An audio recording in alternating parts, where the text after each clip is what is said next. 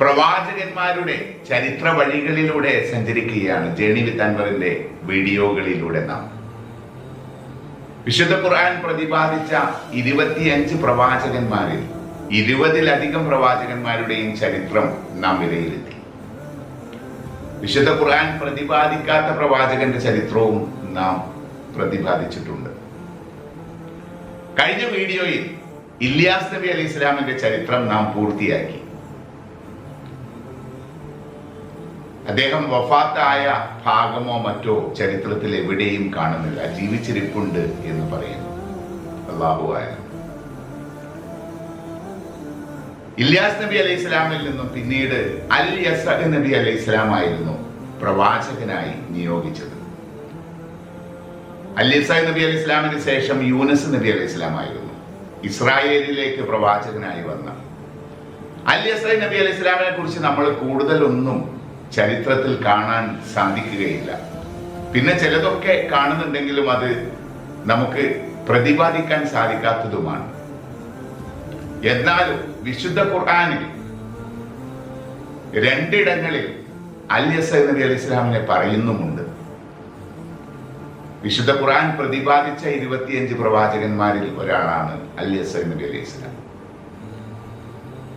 ഈ വീഡിയോയിൽ അൽ യസഅ് നബി അലൈഹി ഇസ്ലാമിനെ കുറിച്ചാണ് പറയാനുള്ളതെങ്കിലും ഒരുപാട് പറയാനൊന്നുമില്ല. എങ്കിലും ആ പ്രവാചകനെ നമ്മൾ വിശുദ്ധ ഖുർആൻ പ്രതിപാദിച്ച പ്രവാചകനെ നാം അറിയേണ്ടതുണ്ട്. ചെറിയ രീതിയിലെങ്കിലും പറയേണ്ടതുണ്ട്.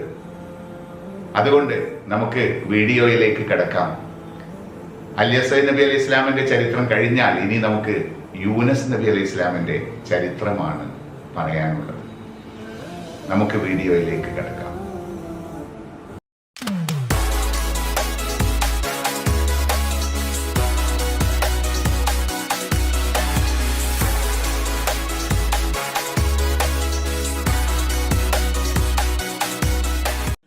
അതെ, തുടക്കത്തിൽ പറഞ്ഞ പോലെ ഇല്യാസ് നബി അലൈഹി ഇസ്ലാമിന്റെ പിൻഗാമിയായാണ് അൽ യസഅ് നബി അലൈഹി ഇസ്ലാം ഇസ്രായേൽ ജനതയിലേക്ക് പ്രവാചകനായി നിയമിച്ചത്.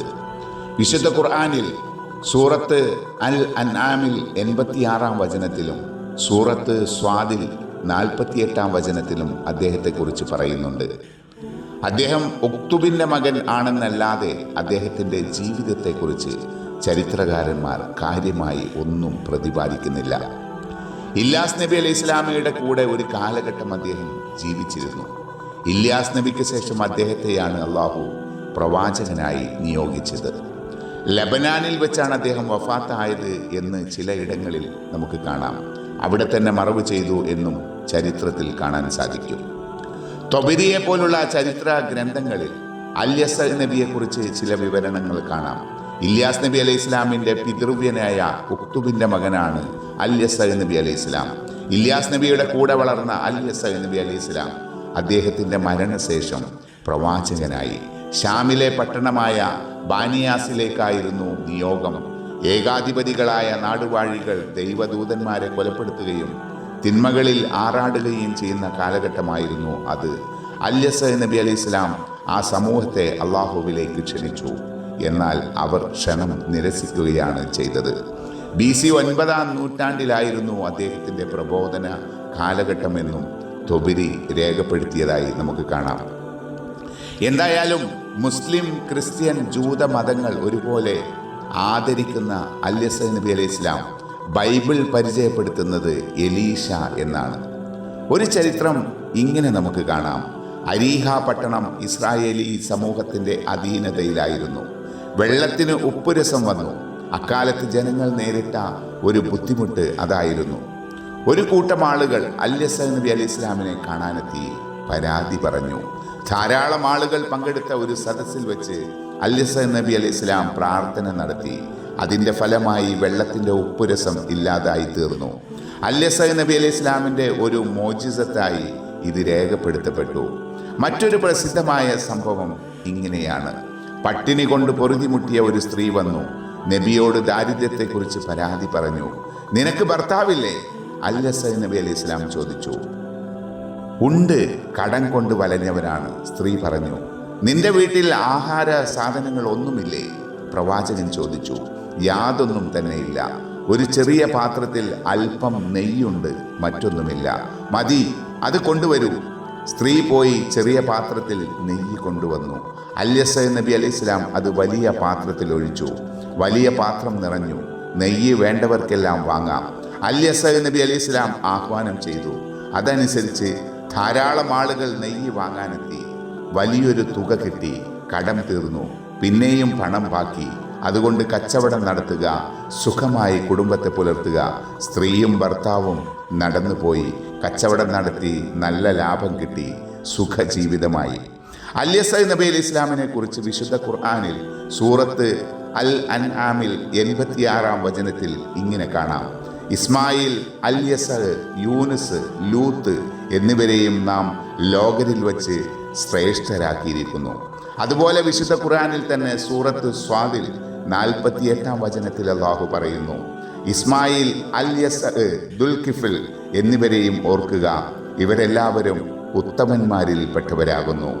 ഇസ്രായേലി സന്തതികളുടെ വസന്തകാലമായിരുന്നു അല്യസ നബി അലൈഹി ഇസ്ലാമിൻ്റെ കാലം എന്ന് മനസ്സിലാക്കാം.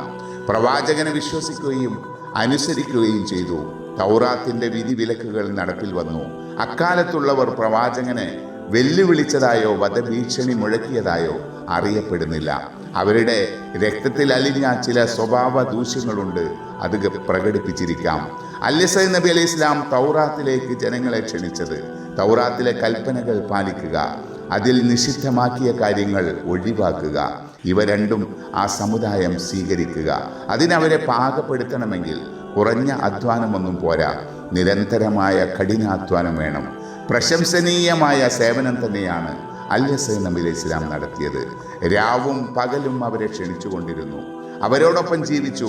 അനുസരണക്കേടിൻ്റെ പഴുതുകളെല്ലാം അടച്ചു. ഒരു സമൂഹത്തെ കാത്തു സൂക്ഷിച്ചു. തൽഫലമായി സമുദായം വഴിതെറ്റിപ്പോയില്ല.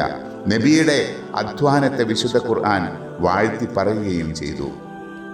അല്യസ നബി അലൈഹി ഇസ്ലാം അവസാനം വരെ അവരോടൊപ്പം നിലയുറപ്പിച്ചു. സന്മാർഗത്തിലൂടെ അവരെ നയിച്ചു. തൻ്റെ ബാധ്യതകൾ നിറവേറ്റിയ ശേഷം അല്യസ നബി അലൈഹി ഇസ്ലാം വഫാത്തായി. ചരിത്രത്തിൽ വളരെ കുറഞ്ഞ ഭാഗങ്ങൾ മാത്രം പ്രതിപാദിച്ച ഒരു പ്രവാചകനാണ് അല്യസ നബി അലൈഹി ഇസ്ലാം. പണ്ഡിതന്മാരുടെ ഭാഗത്ത് നിന്നും വലിയൊരു ചരിത്ര ഭാഗങ്ങളൊന്നും എവിടെയും നമുക്ക് കാണാൻ സാധിക്കുന്നില്ല. എനിക്ക് തോന്നുന്ന വിശുദ്ധ ഖുർആൻ പ്രതിപാദിച്ച പ്രവാചകന്മാരിൽ വളരെ കുറഞ്ഞ ഭാഗം പറഞ്ഞത്, ഏറ്റവും കുറവ് കാണിക്കുന്നത് അല്യസ നബി അലൈഹി ഇസ്ലാമിനെ കുറിച്ചാണെന്നാണ് എനിക്ക് തോന്നുന്നത്. ഏതായാലും ആ ചരിത്രം ഇവിടെ അവസാനിക്കുകയാണ്. വിശുദ്ധ റമദാനിൻ്റെ ദിനരാത്രങ്ങളിലേക്ക് നാം എത്തിയിരിക്കുകയാണ്. നിങ്ങളുടെയൊക്കെ പ്രാർത്ഥനകളിൽ എന്നെയും എൻ്റെ കുടുംബത്തെയും നിങ്ങൾ ഓർക്കണമെന്നും നിങ്ങളുടെ പ്രാർത്ഥനയിൽ ഉൾപ്പെടുത്തണം എന്നും ഓർമ്മിപ്പിച്ചുകൊണ്ട് അടുത്ത വീഡിയോയിലൂടെ നമുക്ക് യൂനുസ് നബി അലൈഹി ഇസ്ലാമിൻ്റെ ചരിത്ര പഠനം ആരംഭിക്കാം. തൽക്കാലം നിങ്ങളോട് വിട പറയുകയാണ്. പുതിയ വീഡിയോയുമായി നമുക്ക് വീണ്ടും കാണാം.